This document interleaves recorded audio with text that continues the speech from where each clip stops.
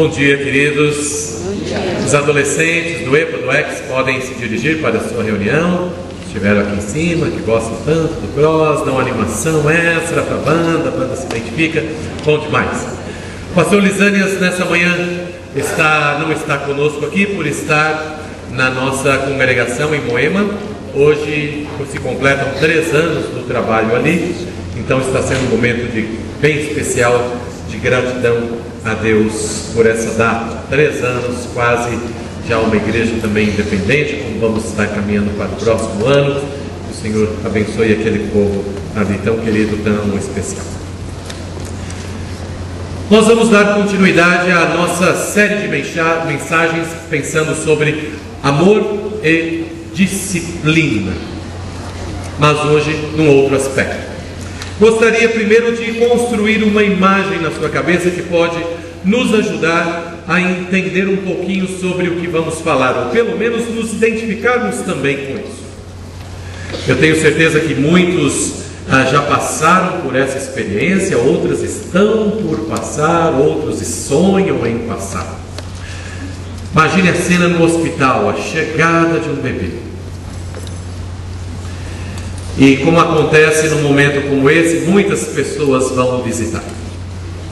E há uma frase famosa nessa visita, e esperada: é a cara do pai, é a cara da mãe, né?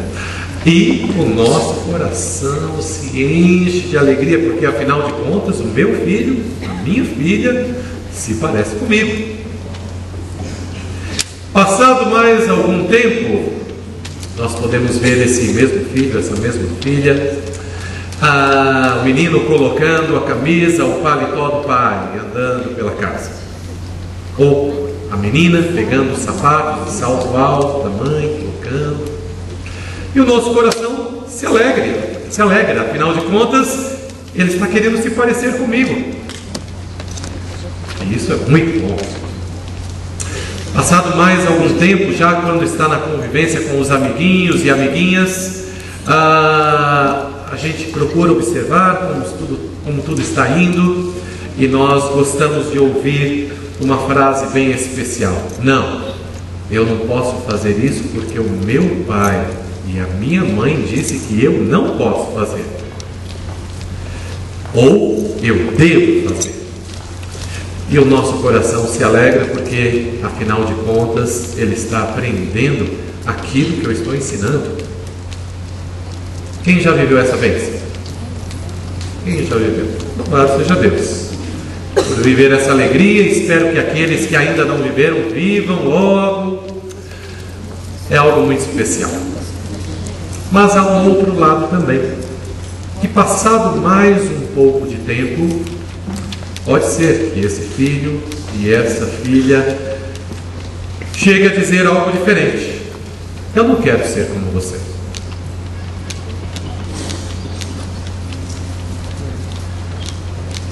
Não me interessa o que você pensa. No seu tempo você teve a chance de fazer as suas escolhas. Agora eu quero fazer a coisa do meu jeito. E eu não vou pedir para que ninguém levante a mão, mas é um momento bastante difícil também. Um momento em que o filho quer se parecer com o pai, com a mãe, e um outro momento em que ele rejeita isso. E é sobre isso que eu quero pensar com você hoje, em termos de amor e disciplina, o que chamamos de adoração. E hoje pensando no aspecto de que a adoração é o fato de nos parecermos com o Pai. E podemos então querer parecer ou não querer parecer. Um texto que eu gostaria que você lesse comigo, Gênesis capítulo 1, versículo 27, no momento da criação. Você poderá acompanhar os textos bíblicos também comigo, que serão projetados. Gênesis 1, 27 diz: Deus criou o homem à sua imagem, de forma que refletisse a sua natureza. Leia comigo esse texto, por favor. Deus criou o homem à sua imagem, de forma que refletisse a sua natureza. A adoração. Desde a primeira mensagem, há 3 semanas atrás, quando estamos falando sobre amor e disciplina, essa palavra disciplina não tem um caráter de correção, de castigo, talvez, como alguns chegam a pensar. Não. Mas no sentido de organização, de regularidade, de algo que podemos e devemos fazer constantemente. E em termos de adoração, somos desafiados também a fazer algo constantemente. Talvez alguns tenham uma visão, um conceito errado sobre adoração. Pensar que se trata apenas de música. Louvor e adoração como sendo música. Não tem nada a ver com isso. A música pode ser uma expressão de muitas áreas da vida cristã, inclusive louvor e adoração. E até mesmo louvor e adoração não são as mesmas coisas. Nós louvamos a Deus pelo que Ele fez, pelo que Ele faz, pelo que Ele ainda fará. E então reconhecemos isso, aquilo que Ele fez. Já adoramos a Deus por quem Ele é, pela pessoa dEle. Então estamos falando de uma pessoa com quem temos um relacionamento. E como a Bíblia mesmo diz agora, como lemos em Gênesis capítulo 1, versículo 27, com quem devemos nos parecer com Ele.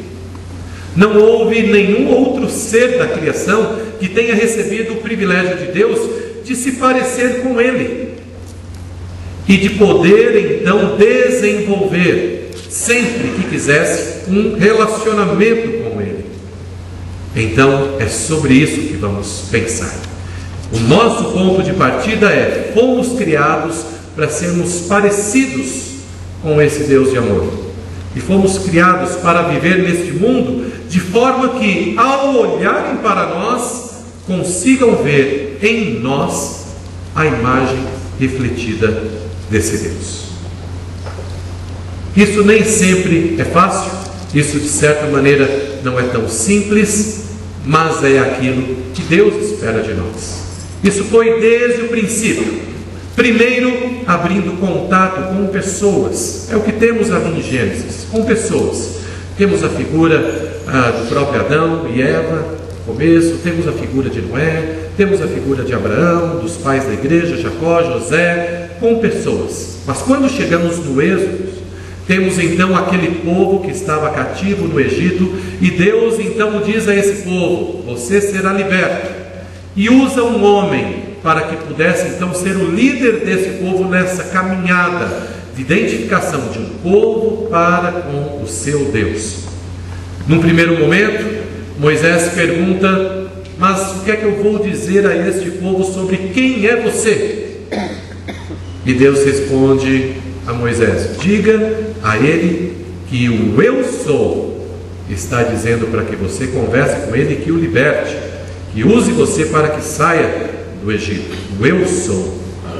Um pouco mais adiante, já na caminhada com esse Deus pelo deserto, Deus começa a trazer ao povo mandamentos, como o povo deveria se organizar e deveria se relacionar com esse Deus. E os mais conhecidos são os 10 primeiros, os chamados 10 mandamentos.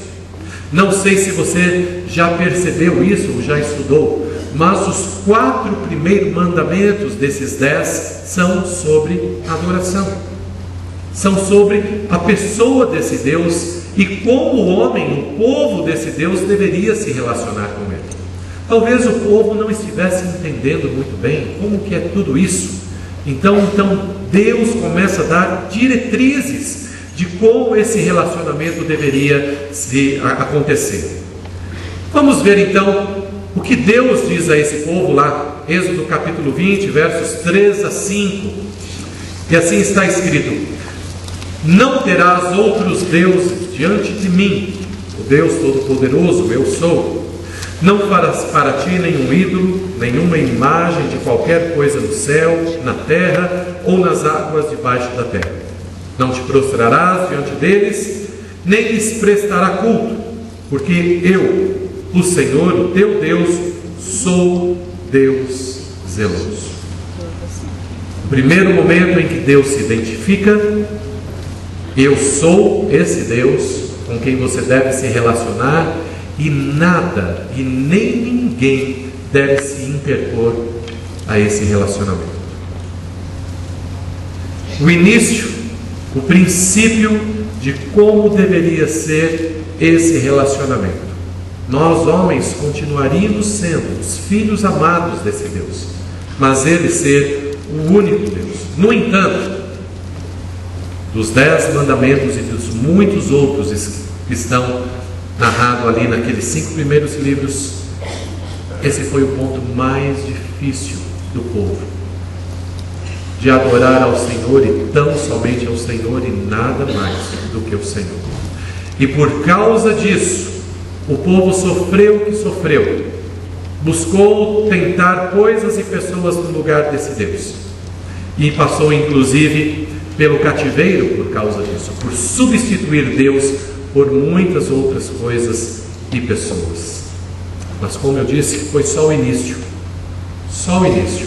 E à medida que Deus ia se revelando a este povo, Deus esperava que esse relacionamento também fosse se desenvolvendo, porque assim é a adoração. Ela não é algo estático, ela se desenvolve.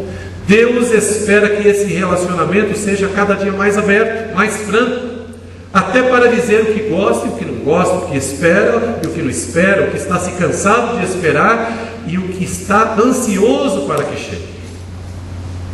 E nesse desenvolvimento de relacionamento entre o homem e o eu sou, chegamos até o ápice, em que o eu sou se torna carne e habita entre nós, da figura do seu Filho. A revelação máxima desse Deus, a figura de Jesus Cristo. E assim como no Antigo Testamento, no relacionamento desse povo com Deus, há um início nos 10 testamentos, nos 10 mandamentos, em que Deus diz como deve ser o seu relacionamento com Ele. Agora, no Novo Testamento, no início do ministério de Jesus, o Deus conosco, nós temos também a adoração presente. Logo após o momento de Jesus se apresentar na fase adulta, passando pelo batismo, a Bíblia diz que ele foi até o deserto para orar e para se preparar para o seu ministério. Ali no deserto foi tentado pelo diabo. E após 2 tentativas frustradas do diabo em termos de conseguir vencer Jesus, o diabo joga a sua carta mais pesada. Tenta derrubar Jesus em algo que também nos é familiar. E no que foi? Na adoração. Não sei se você lembra o texto, mas então te convido. Mateus 4, versos de 8 a 11 diz o seguinte: Depois do que? Das 2 primeiras tentações. A primeira de transformar pedras em pães, e a segunda de estar num lugar muito alto, que Jesus se jogasse e os anjos o segurassem. Depois disso, o diabo levou Jesus a um monte muito alto e mostrou-lhe todos os reinos do mundo e seu esplendor. E lhe disse: Tudo isso te darei, se prostrares e me adorares. Jesus lhe disse: Retire-se, Satanás, pois está escrito: Adore somente o Senhor, o seu Deus, e só a Ele preste culto. Então o diabo deixou e os anjos vieram e o serviram. A adoração. Uma vez que o homem deixa Deus de lado, certamente outra coisa irá tomar o lugar. E foi isso que o diabo tentou fazer com Jesus. Mesmo sabendo de que Deus havia dado uma ordem de que ninguém deveria substituí-lo, nem mesmo Jesus, o diabo assim trabalha, sabendo que uma vez o homem abandonando Deus e deixando de refletir esta imagem que deve ser refletida, certamente algo irá substituir esse Deus e passará a ser o objeto, adorável. Então, precisamos responder uma pergunta: com quem queremos parecer? Queremos parecer com Deus, que nos criou à sua imagem para que refletíssemos a sua natureza, ou pela dureza do nosso coração o substituiremos e passaremos a adorar e sermos parecidos com outra coisa ou outra pessoa?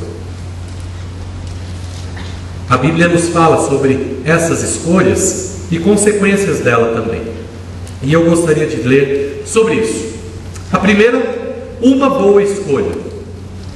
Paulo narra em 2 Coríntios capítulo 3, verso 18. Ele escreve: todos nós, com face descoberta, contemplamos a glória do Senhor, e segundo a sua imagem, estamos sendo transformados com glória cada vez maior, a qual vem do Senhor, que é o Espírito. Eu particularmente gosto até mais de uma tradução mais antiga. Em vez de dizer em glória cada vez maior, chama que somos transformados de glória em glória, de glória em glória, dia após dia, de glória em glória, circunstância após circunstância, transformados de glória em glória, lutas após lutas, transformados de glória em glória, de glória em glória, tomando a imagem desse Deus perfeito, amoroso e que nos criou para que refletíssemos a sua natureza. Esta é uma boa escolha, mas também podemos fazer uma péssima escolha. E o salmista, no Salmo 115, fala sobre ela. O Salmo 115 é tido como um salmo de adoração. Não a nós, Senhor, não a nós, mas ao teu nome da glória, por amor da tua misericórdia e da tua fidelidade. Porque perguntam as nações: onde está o nosso Deus? E do verso 3 ao verso 8, então, começa a resposta desse Deus. O nosso Deus está nos céus e pode fazer tudo o que lhe agrada. Os ídolos dos que não temem ao Senhor, de prata e ouro, são feitos por mãos humanas. Tem boca, mas não podem falar. Olhos, mas não podem ver. Tem ouvidos, mas não podem ouvir. Tem nariz, mas não sente cheiro. Tem mãos, mas não podem apalpar. Pés, mas não podem andar. E não emitem som algum com a garganta. Tornam-se como eles aqueles que os fazem e todos os que nele confiam. Jeremias escreve algo semelhante no seu livro, no capítulo 2, verso 5. Deus perguntando ao profeta: o que faltou aos seus antepassados para que me deixassem e se afastassem de mim? E o próprio Deus responde: eles seguiram ídolos sem valor, tornando-se eles próprios sem valor. Com quem queremos nos parecer? É verdade que, ao lermos esses textos dos salmistas ou do profeta Jeremias, podemos até afirmar que, embora possamos não querer parecer com Deus, façamos essa escolha de não querer refletir a sua natureza, também não queiramos necessariamente nos parecer com nenhum ídolo de metal, de madeira, de pedra, de barro. E eu creio nisso, que você não queira. Eu posso crer nisso. Mas como estamos falando de disciplina, de algo que fazemos diariamente, de alguma maneira estamos presos a algumas delas. Se estamos sendo treinados numa função profissional, cada vez que a treinamos mais nós melhoramos. e nos tornamos ainda mais capazes de fazer aquilo para o qual somos treinados. Um estudo, se queremos ser sabedores de algum assunto, quanto mais o estudamos e somos disciplinados nesse estudo, nesse aprendizado, mais nós o conhecemos. Então, não podemos ser ingênuos no ponto de que, se não nos dedicamos nessa disciplina na adoração do nosso Deus, ao qual fomos criados à sua imagem para que refletíssemos a sua natureza, com atos pensados e intencionalmente executados a cada dia, atos que expressem esse Deus soberano e amoroso na nossa vida, para que se torne o nosso padrão de atitude.